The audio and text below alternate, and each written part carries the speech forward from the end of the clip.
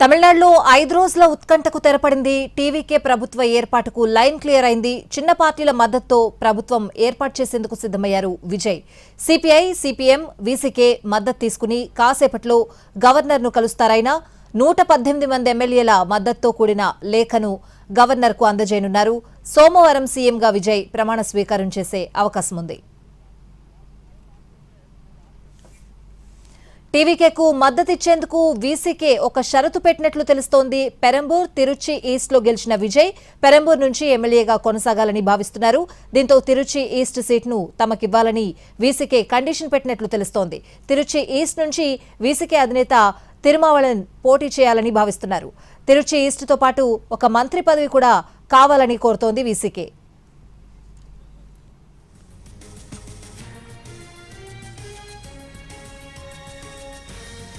టీవీకేకి బేషరతుగా మద్దతు ప్రకటించాయి సిపిఐ, సిపిఎం. వామపక్షాలు వీసీకే నుంచి మద్దతు లెటర్లు తీసుకున్న తర్వాత విజయ్ గవర్నర్ను కలుస్తారు. పూర్తి మెజారిటీ ఉన్నందున ప్రభుత్వ ఏర్పాటుకు ఆహ్వానించాలని కోరనున్నారు విజయ్.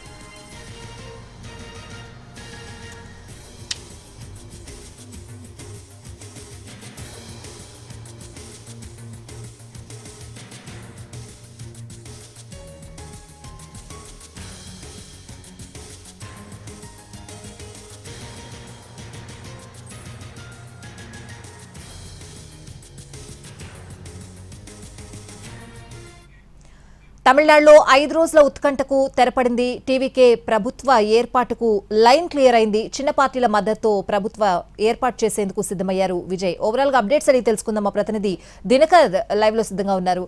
దినకర్, సిపిఐ, సిపిఎం బేషరతుగా మద్దతిచ్చే, బట్ వీసీకే మాత్రం తిరుచి సీట్ అడుగుతోంది. ఎట్లా చూడాలి? ఏం జరుగుతోంది?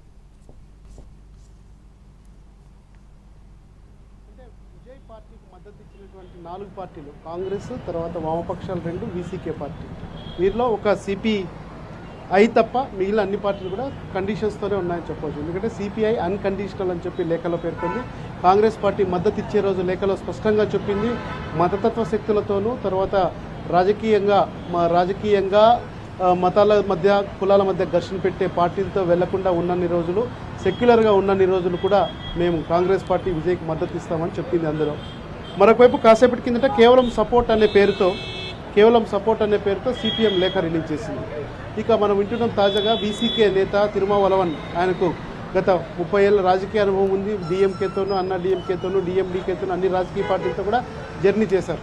ఎక్కడ కూడా అతనికి ప్రభుత్వంలో భాగస్వామ్యం అయ్యే అవకాశం లేదు. పార్టీలు ఉన్నా కానీ మంత్రి పదవులు కానీ అలాంటివి ఏం లేవు. అయితే ఈసారి తెలివిగా విజయ్ 108వ స్థానం ఏదైతే తిరుచి ఈస్ట్ ఉందో ఆ స్థానం నుంచి ఖచ్చితంగా రాజీనామా చేయాలి. ఎందుకంటే ఒకే 2 చోట్ల ఒకే వ్యక్తి గెలిచారు. 108లో 107, ఒకటి పోతే 107 ఉంటాయి కనుక ఆ తిరుచి ఈస్ట్ సీటు తనకి ఇవ్వాలి, అలాగే మంత్రి పదవి ఇవ్వాలనేటువంటి డిమాండ్ పెట్టారని కూడా మనకు అందుతున్నటువంటి సమాచారం.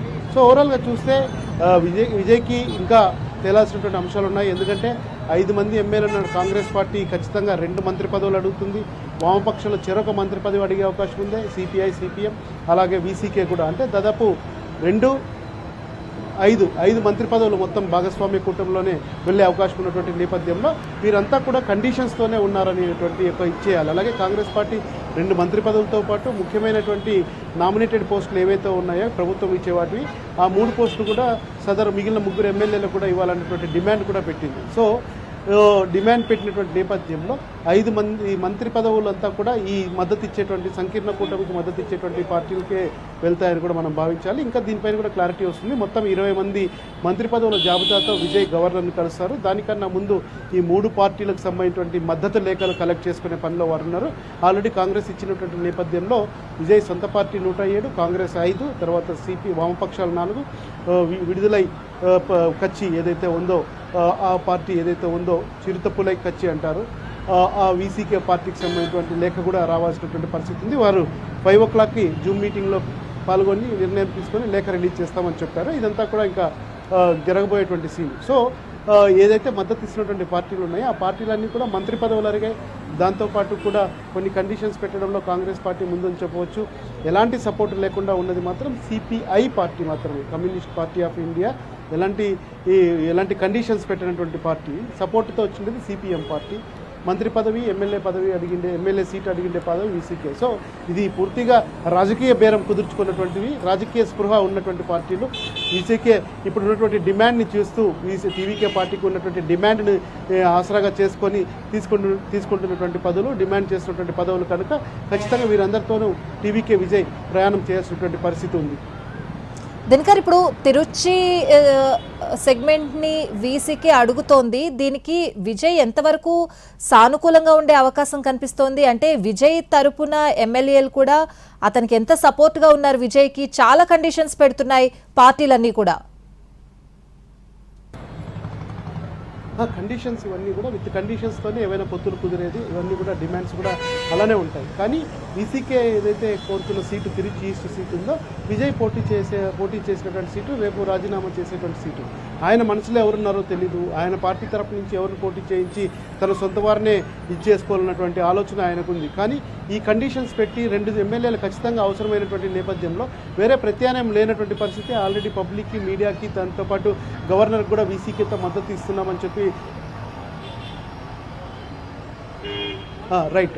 ఇప్పుడే అందిన వార్త. మనకు కమ్యూనిస్టు పార్టీకి సంబంధించినటువంటి నేతలు మాట్లాడుతున్నారు. వారు ఏమంటున్నారు ఇప్పుడు చూద్దాం. స్వాతి.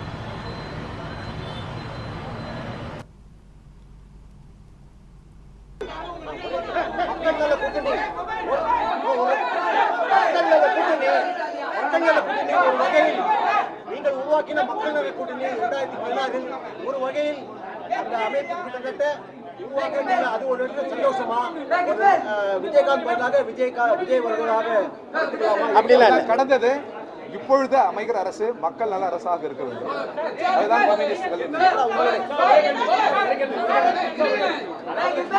ஒரே கேள்வி நீங்க தான் 10 கேள்வி கேட்டுட்டு இருக்கீங்க. இதை கேளுங்க சார், மற்றவங்களை கேள்வி கேட்க விடுங்க. நீங்க 10 கேள்வி கேட்டுக்கிட்டீங்க, மற்றவங்களை விடுங்க. இவ்வளவு நேரம் கேட்டீங்க. மக்கள் வாக்களித்திருக்கிறார்கள். ஜனநாயகத்தில் ஆட்சி அமைப்பதற்கான இடம் போதவில்லை. எனவே எங்களிடம் கோருகிறார்கள். நாங்கள் மக்கள் அளித்த அந்த தீர்ப்பை, அவர்கள் முன்மொழிவை நாங்கள் வழிமொழிகிறோம். எங்களால் ஆட்சி அமைக்க முடியவில்லை என்கிற அந்த ஜனநாயக விரோத சிந்தனையோ சொல்லோ வந்துவிடக்கூடாது. எனவே இது மக்கள் அளித்த தீர்ப்பு. அவர்கள்தான் இருக்கிற கட்சிகளில் அவர்கள் தான் அதிக இடம். ஏனே அவர்களுக்கு அரசு அமைக்கிற ஒரு வாய்ப்பு இருக்கிறது. அந்த வாய்ப்பு இடதுசாரிகளால், விடுதலை சிறுத்தைகளால் தடைபட்டு விட்டது என்று யாரும் நினைத்து விடக்கூடாது. அந்த வகையில் இது ஜனநாயக முன்மொழிவுதான். இந்த ஜனநாயக முன்மொழி சிறுமையானால் உள்துறை அமைச்சர் அவரது ஆட்சி நடைபெறும், கவர்னர் ஆட்சி நடைபெறும். அது ஏற்கத்தக்கதல்ல. எனவே மக்கள் அளித்த அந்த தீர்ப்புக்கு நாங்கள் மதிப்பளித்து அரசியல் முன்மொழி செய்கிறோம். அவ்வளவுதான்.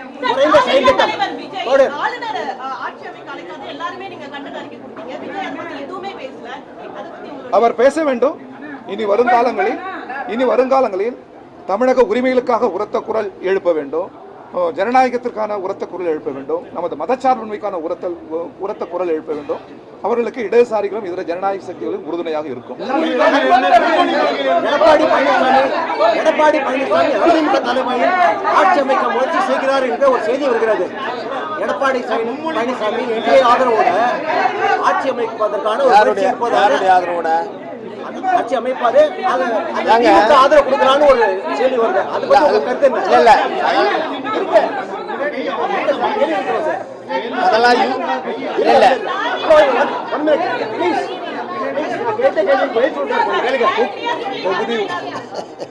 தொகுதி உடன்பாடு என்பது வேறு, கூட்டணி என்பது வேறு.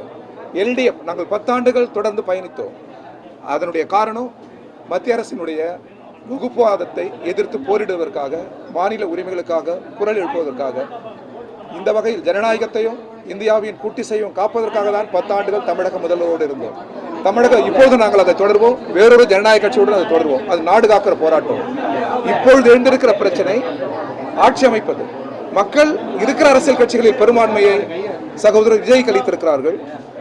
இந்த வாய்ப்பு தடைபடக்கூடாது. அதுவும் இடதுசாரிகளால் தடைபட்டு விடக்கூடாது என்கிற ஜனநாயக சிந்தனையில் தான் அதை நாங்கள் வழிபடிந்திருக்கிறோம் என்பதை நீங்கள் உணர வேண்டுகிறோம். பாரதிய ஜனதா கட்சியோட அதிமுக எடப்பாடி ஆட்சி அமைக்க முயற்சி செய்கிறார் என்று ஒரு செய்தி வருது. இல்ல அவர் மதச்சார்பற்ற ஒரு அரசாங்கத்தை மதச்சார்பற்ற கொள்கை கொண்ட ஒரு அரசாங்கத்தை அமைக்க வேண்டும் என்கிற முறையில் தான் எங்கள்கிட்ட ஆதரவு கேட்கிறோம். அந்த முறையில் தான் நாங்கள் ஆதரவு கொடுக்கிறோம். விஜய் பாஜக கிட்ட போயிடக்கூடாதுன்றதுக்காக உங்களோட கூட்டணின்னு சொல்றீங்க. ஆனா பிற்காலத்துல போகும் பட்சத்துல என்ன செய்வீங்க? ஏதேனும் மாநில உரிமை பறிபோவதோ இல்ல தொழிலாளர் விரோத சட்டத்துல ஏதேனும் இருந்தால் என்ன செய்யும்? உரத்த குரல் எழுப்புவோம், உரத்த குரல் எழுப்புவோம், அவரை நிர்பந்திப்போம், மீறினால் நாங்கள் போராடுவோம்.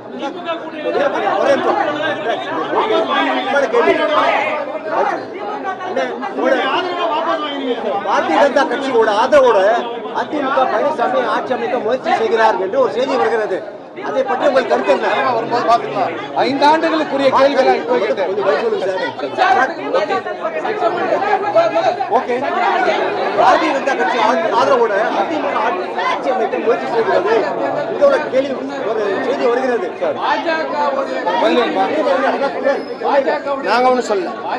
2 கம்யூனிஸ்ட் கட்சியும் அப்படி சொல்லவில்லை. 2 கம்யூனிஸ்ட் கட்சியும் அப்படி சொல்லவில்லை. மற்றவர்கள் சொன்னதுக்கு நான் பொறுப்பேற்கிறேன். பிஜேபி முற்றிலும் தோற்கடிக்கப்பட்டிருக்கிறது. ஒரே ஒரு இடத்தில் மட்டும்தான் அவர்கள் வெற்றி பெற்றிருக்கிறார்கள். ஆகவே தேர்தலில் தோல்வியடைந்தாலும் ஆளுநர் மூலமாக தமிழகத்தில் ஆட்சியை நடத்துவது என்கிற நோக்கத்தோடு தான் ஒன்றிய பாஜக இத்தகைய முயற்சிகளில் ஈடுபட்டிருக்கிறது என்று நாங்கள் குற்றம் சாட்டுகிறோம். ஆகவே கொல்லைப்புற வழியாக ஆட்சி நடத்த துடிக்கக்கூடிய பாரதிய ஜனதா கட்சியினுடைய இந்த நோக்கத்தை முறியடிக்க வேண்டும் என்கிற நோக்கத்தோடு தமிழக வெற்றிக் கழகம் ஆட்சி அமைப்பதற்கு இந்திய கம்யூனிஸ்ட் கட்சியும் மார்க்சிஸ்ட் கம்யூனிஸ்ட் கட்சியும் ஆதரவு அளிப்பது என்று நாங்கள் தீர்மானித்திருக்கிறோம். அதே நேரத்தில் அமைச்சரவையில் பங்கேற்க மாட்டோம், வெளியிலிருந்து ஆதரவு அளிப்பது என்றுதான் 2 கட்சிகளும் நாங்கள் முடிவு செய்திருக்கிறோம்.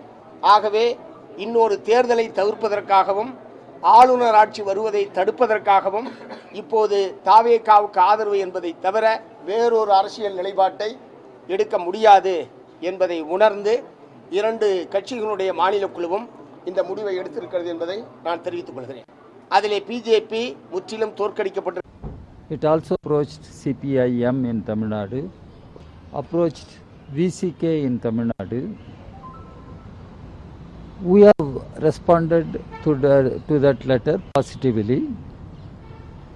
Our Tamil Nadu unit of our party has taken a position in consultation with the national leadership of our party. We have agreed to extend support to TVK to form the government. It also approached CPIM in Tamil Nadu, approached VCK in Tamil Nadu. We have responded. விடுதலை சிறுத்தைகளின் கட்சியின் தலைவர் தொடர் தொல் திருமாவர்களும் பங்கேற்பதாக இருந்தது. அவர் ஒரு கூட்டத்தில் இருக்கிறார். அவர் ஏற்கனவே இந்திய கம்யூனிஸ்ட் கட்சியும் மார்க்சிஸ்ட் கம்யூனிஸ்ட் கட்சியும் இருக்கிற அரசியல் நிலைப்பாட்டை நான் அப்படி ஆதரிக்கிறேன் என்று பத்திரிகையாளர்கள் சொல்லியிருக்கிறார். நாட்டு மக்கள் முன்னாலும் அவர் கூறியிருக்கிறார். அந்த வகையில் அவருக்கு சில கூட்டத்தால் சில காலதாமதம் 6:30க்கு அவர் வருவார். மீண்டும் மூவரும் நாங்கள் விடுதலை சிறுத்தைகளின் கட்சியின் தலைவர் தொடர் தொல் திருமாவர்களும் பங்கேற்பதாக இருந்தது. அவர் ஒரு கூட்டத்தில் இருக்கிறார். அவர் ஏற்கனவே இந்திய கம்யூனிஸ்ட் கட்சியும் மார்க்சிஸ்ட் கம்யூனிஸ்ட் கட்சியும் இருக்கிற அரசியல் நிலைப்பாட்டை நான் அப்படி ஆதரிக்கிறேன் என்று பத்திரிகையாளர்கள் சொல்லியிருக்கிறார். நாட்டு மக்கள் முன்னாலும் அவர் கூறியிருக்கிறார். அந்த வகையில் அவருக்கு சில கூட்டத்தால் சில காலதாமதம் 6:30க்கு அவர் வருவார். மீண்டும்